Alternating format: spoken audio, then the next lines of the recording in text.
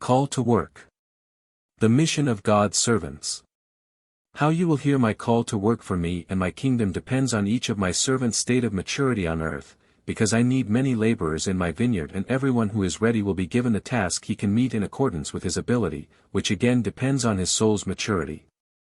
One person will feel an inner urge to speak about spiritual things, to attract people to me and lead his fellow human beings into faith. He will be called by me through an inner desire. I will effectively place this task into his feeling, and he will accept this feeling and comply with the inner desire. Another person will hear the inner voice, he will follow an inwardly prompted train of thought. He will be unable to detach himself from ideas which will motivate him so much that he will have to discuss them, and I will bring him into contact with people to whom he can talk about his thoughts and enter into spiritual conversations which inspire the fellow human being to dwell on it, and thus he will likewise be invited to my kingdom. But I will also make myself audibly heard to my servants, whose particularly advanced state of maturity allows for it. I will tell them clearly and understandably how they should work for me, where they should go and what they should teach.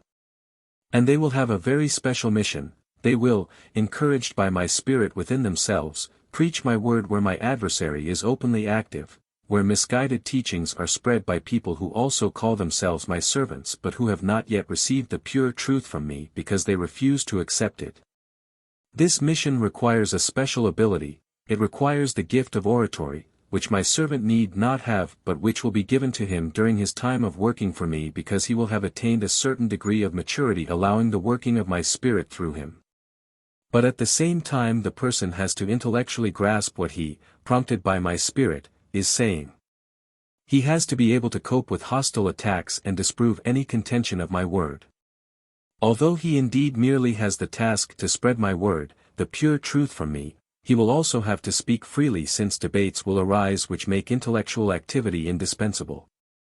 Furthermore, the comprehensively informed challengers have to acknowledge my servant's spiritual superiority if they are to pay attention to what they will be told, as they will argue about important and profound problems which can only be handled by an awakened and spiritually enlightened human being with me myself as a teacher, and therefore also presents himself confidently and is not afraid to contradict those who pride themselves in being intelligent and knowledgeable.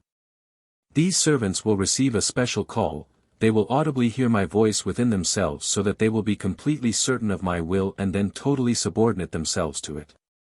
If they win one of these teachers over for me in my doctrine, for the absolute truth, which they can only receive from me myself through you, it will be a great spiritual success because he, in turn, will then likewise campaign for the truth again and teach a larger circle, and thereby make my word available to many people in its purest form and for the benefit of everyone.